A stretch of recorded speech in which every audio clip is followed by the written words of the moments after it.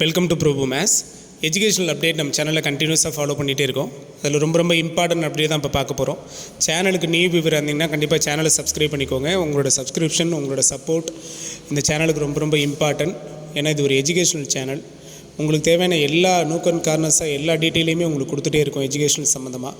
ரொம்ப இம்பார்ட்டண்ட்டாக இப்போ நம்ம ஃபாலோ பண்ணிகிட்டு இருக்கிறது, ஏன்னா இந்த கவுன்சிலிங் ப்ராசஸ் இப்போ மூவ் ஆகிட்டு இருக்கிறது தனுவாஸ் TNAU இது சம்மந்தமாக தான். ஸோ அது சம்மந்தமான அப்டேட் எல்லாமே உங்களுக்கு கொடுத்துட்ருக்கோம்.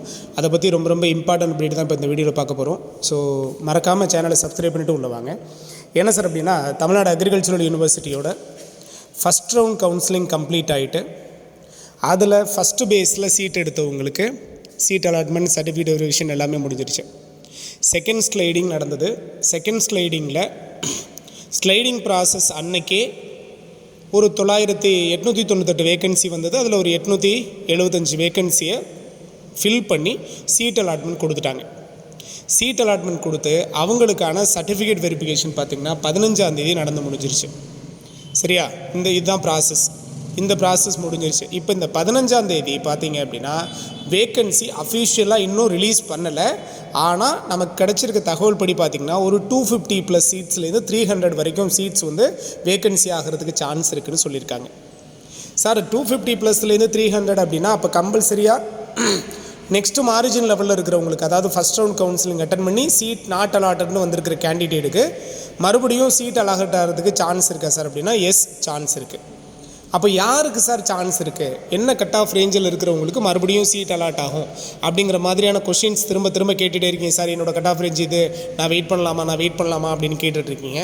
ஸோ அதுக்காக தான் இந்த வீடியோவில் ஆக்சுவலாக கட் ஆஃப் ப்ரிடிக்ஷன் போட போகிறோம். செகண்ட் ஸ்லைடிங் அன்னைக்கு அலாட்மெண்ட் கொடுக்க போகிறவங்களுக்கு.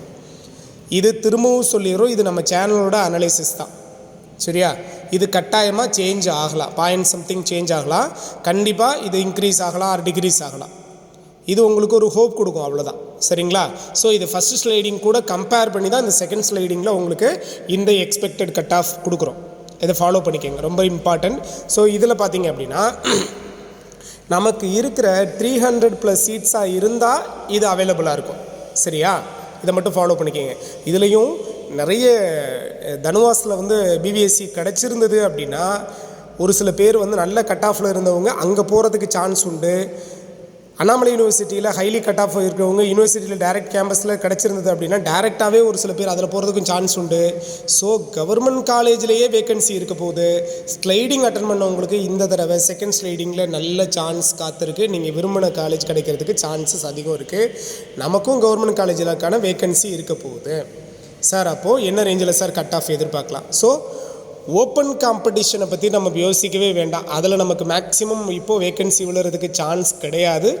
இருந்தாலும் கண்டிப்பாக உங்களோடது 189 எபவ் இருந்தால் மட்டும்தான் பாசிபிள். ஓப்பன் காம்படிஷனில் 189, 188 அந்த ரேஞ்சில் இருந்தால் தான். சார் பிசியிலேருந்து தான் நம்ம பார்க்க போகிறோம். பிசியில் பார்த்திங்கன்னா உங்களோட கட் ஆஃப் 180 எபவ் இருக்கணும். சரியா? பிசிஎம்முக்கு 176 ஆர் 175.50 இருக்கணும். ஏன்னா சீட்ஸ் ரொம்ப கம்மி. ஸோ பாயிண்ட் டெசிமலில் தான் ஃபிக்ஸ் ஆகும். சரியா? அடுத்து எம்பிசி டிஎன்சியில் பார்த்தீங்கன்னா 179.50 இந்த ரேஞ்சில் இருக்கணும். 679 வரைக்கும் வர்றதுக்கு சான்ஸ் இருக்குது. சார் சீட்ஸ் கொஞ்சம் அங்கே இன்க்ரீஸ் ஆகுதுன்னா 178.5 வரைக்கும் கூட சான்ஸ் இருக்குது. 178. ஸோ மேக்ஸிமம் 179.5 இது சேஃப் ஸ்கோர் தான். இதுக்கு மேலே இருக்கவங்களுக்கு கிடைக்குதுன்னு சொல்லுவோம். ஸோ எஸ்சியில் பார்த்தீங்கன்னா 178 எபோவ் கட்டாயமாக இருக்கணும். எஸ்சிஐயில் 174 எபோவ் கண்டிப்பாக இருக்கணும். எஸ்டி ஸ்டூடெண்ட்டாக இருந்தால் 170. இப்போ சொல்லியிருக்கிற இந்த கட் ஆஃப் வந்து உங்களோட சேஃப் கட் ஆஃப். சரியா? இந்த லெவலில் இருந்ததுன்னா கண்டிப்பாக உங்களுக்கு கிடைக்கும். இதை விட கட் ஆஃப் ரேஞ்ச் குறையிறதுக்கு தான் சான்ஸ் உண்டு. இது வந்து ஃபஸ்ட்டு ஸ்லைடிங்கோட கட் ஆஃப் ரேஞ்சை வச்சு அதோட ப்ரிடிக்ஷன் தான் சொல்லியிருக்கோம். சரியா? திரும்பவும் சொல்கிறோம், இது நம்ம சேனலோட அனாலிசிஸ் தான். இதில் சேஞ்சஸ் வர்றதுக்கு சான்ஸ் உண்டு. இது உங்களுக்கு ஒரு ஹோப் கொடுக்கும், அவ்வளோதான். சார் இதை விட மார்ஜினில் கம்மியாக இருக்கிறவங்க என்ன சார் செய்யட்டும் அப்படின்னா கண்டிப்பாக உங்களுக்கு சீட்ஸ் வந்து பாசிபிலிட்டி கொஞ்சம் ரேர் தான். ஸோ கொஞ்சம் நீங்கள் என்ன டிசிஷனுங்கிறத யோசிக்கிறது நல்லது. ஸோ அதை ஃபாலோ பண்ணிக்கோங்க. நல்லா கவனிங்க, இந்த கேட்டரில் இருக்கிறவங்களுக்கு கண்டிப்பாக உங்களுக்கு சீட்டு வர்றதுக்கான சான்சஸ் அதிகமாக இருக்குது.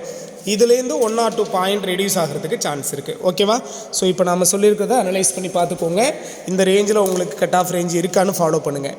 ப்ளஸ் நமக்கு என்றைக்கு நமக்கு செகண்ட் அலாட்மெண்ட் வரப்போகுதோ அன்றைக்கே செகண்ட் ஸ்லைடிங்கும் ப்ளஸ் அன்றைக்கே சீட் அலாட்மெண்ட்டும் உங்களை கூப்பிட்ருவாங்க.